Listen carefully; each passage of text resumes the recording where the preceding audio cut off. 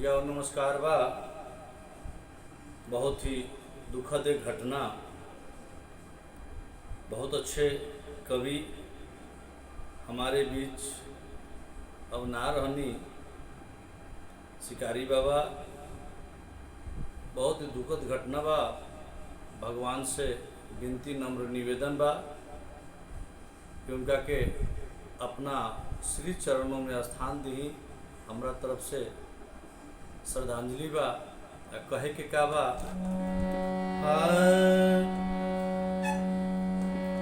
कि छोड़ी के गईनी गौआ चलत रही रौरी नौआ।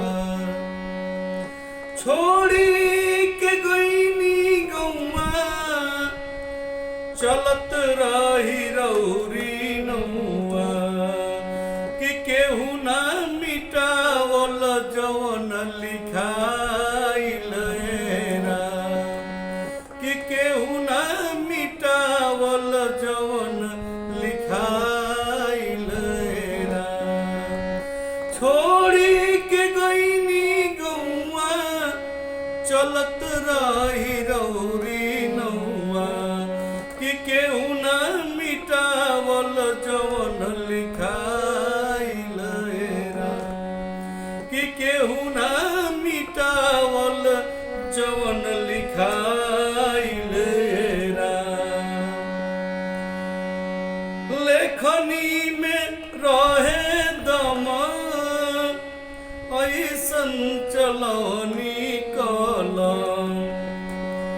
लेखनी में रहे दम ऐसन चलवनी कलम। कि कंठे कंठे शब्द बा समाइल राम।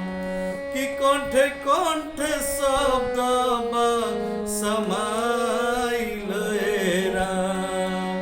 केहू ना मिटावल जवन लिखाइल राम। रस में श्रृंगारा रस चाहे लिखनी भक्ति रस। हो रस में श्रृंगारा रस चाहे लिखनी भक्ति रस। कि सबर रसवा मन में घोराइल राम। कि सबर रसवा मन में घोराइल राम। केहू ना मिटावल जवन लिखाइल राम। संजीव के आग्रह भगवन रखिली है अपना चरणन। संजीव के आग्रह भगवन रखिली है अपना चरणन। कि असुपूर्ण कहत में हथवा जोराइल राम।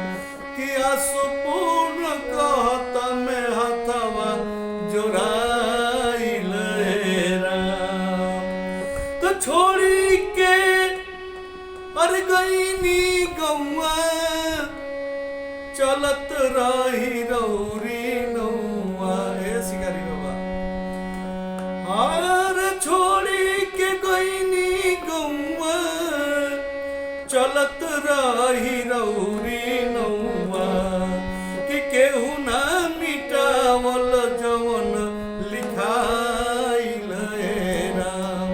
कि केहू ना मिटावल जवन लिखाइल राम।